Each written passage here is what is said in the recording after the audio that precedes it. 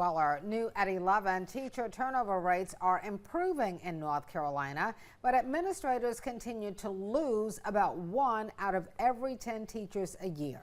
New data shows instead of going to school to become a teacher, more people are entering the profession after doing something else, actually changing careers.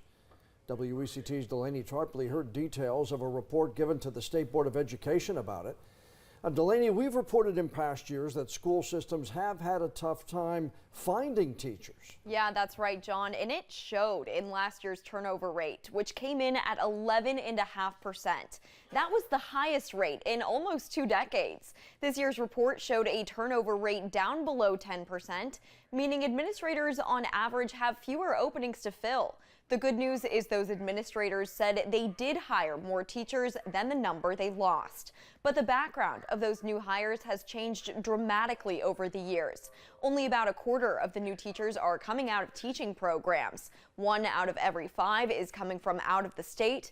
And most of them, about 40%, are people who are changing careers. And most of them are starting their teaching career with an emergency license. The dominant way that a teacher comes in, the license that the teacher enters the profession on is the emergency license. This is a temporary license.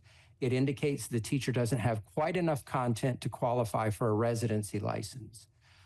This to me and the permit to teach is a signal that these teachers need additional support.